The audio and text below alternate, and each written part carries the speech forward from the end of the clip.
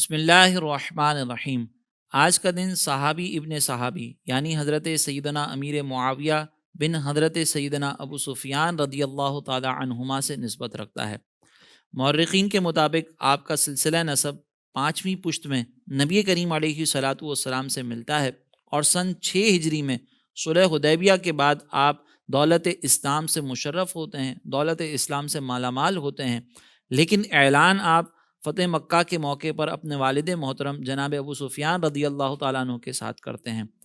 اگر ہم آپ کے اوصاف اور فضائل کے متعلق مختلف احادیث اور مختلف روایات کو دیکھیں تو اس میں ہمیں کہیں پر نبی کریم علیہ صلاۃ والسلام کی طرف سے آپ کے لیے کی جانے والی دعائیں ملتی ہیں، تو کہیں سرکار علیہ صلاۃ والسلام آپ کی شرف و فضیلت کو ذکر کرتے ہوئے ہمیں نظر آتے ہیں۔ چنانچہ ایک روایت میں ہے کہ نبی کریم علیہ صلاۃ والسلام نے آپ کو دعا سے کچھ اس انداز سے نوازا کہ اے اللہ معاویہ کو علم اور حلم سے بھر دے۔ یوں ہی ایک روایت کے اندر آتا ہے کہ نبی کریم علیہ صلاۃ والسلام ایک مجلس کے اندر موجود تھے، تو اپنے ساتھ موجود افراد سے یہ کہا کہ جاؤ معاویہ کو بلاؤ اور ان کے سامنے یہ معاملہ پیش کرو، کیونکہ وہ اس معاملے کے اندر قوی اور امین ہیں۔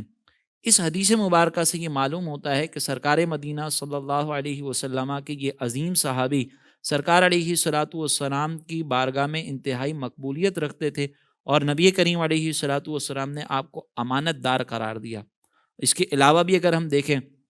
تو سیدنا امیر معاویہ رضی اللہ تعالیٰ عنہ کاتب وحی بھی تھے، یعنی جو بھی وحی نازل کی جاتی آقا علیہ صلاۃ والسلام کے حکم پر آپ اس وحی کو تحریر کرتے، اپنے پاس محفوظ کرتے، اور پھر اس طریقے سے آپ نے یہ اپنی ذمہ داری کو سر انجام دیا۔ اس کے علاوہ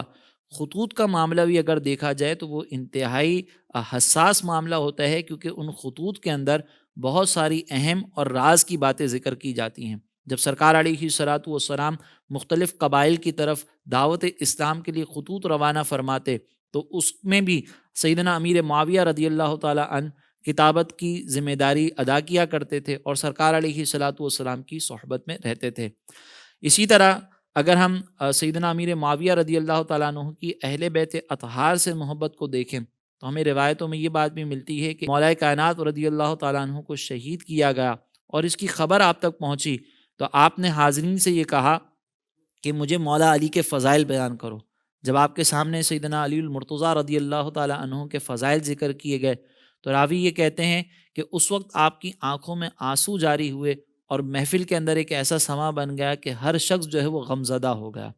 یوں ہی امام حسین رضی اللہ تعالیٰ عنہ کی بارگاہ میں اکثر آپ نذرانے پیش کیا کرتے، اور وہ نذرانے اپنی قیمت کے اعتبار سے بہت زیادہ مہنگے ہوتے، بہت زیادہ قیمتی تھے، لیکن جب بھی آپ وہ نذرانے امام علی مقام کی بارگاہ میں پیش کرتے تو ہر مرتبہ معذرت خواہانہ لہجے میں یہ ضرور کہتے کہ حضور آپ کے لیے یہ جتنی نذرانے میں پیش کر رہا ہوں یہ تو کم ہیں، آپ اس سے زیادہ کے مستحق ہیں۔ اس سے معلوم ہوتا ہے کہ سیدنا امیر معاویہ رضی اللہ تعالیٰ عنہ اہل بیت اطہار سے بہت زیادہ محبت کیا کرتے تھے۔ اسی طرح آپ کو یہ بھی شرف حاصل ہے کہ آپ خال المؤمنین یعنی مومنوں کے ماموں جان کہلاتے ہیں، کیونکہ آپ کی بہن ام حبیبہ رضی اللہ تعالیٰ عنہا وہ نبی کریم علیہ صلاۃ والسلام کی زوجیت میں آنے کے بعد ام المومنین کے شرف سے مشرف ہوئیں، اور چونکہ وہ آپ کی بہن تھی تو اس اعتبار سے آپ کو خال المؤمنین بھی کہا جاتا ہے۔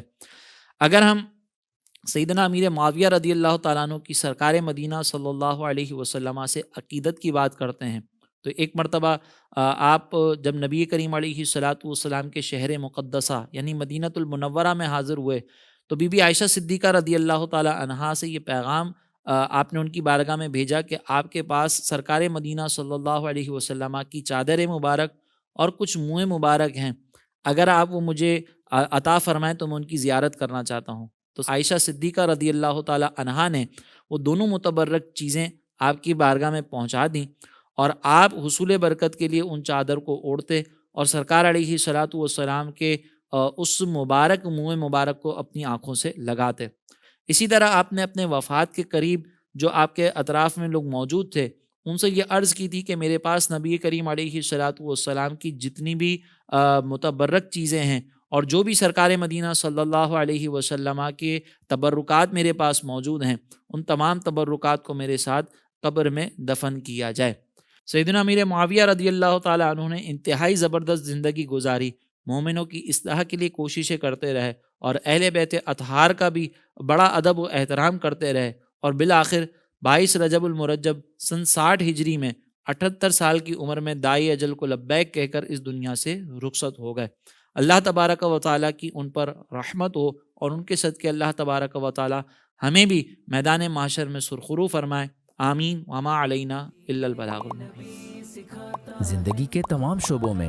دینی رہنمائی حاصل کرنے اور آخرت کو بہتر کرنے کے لیے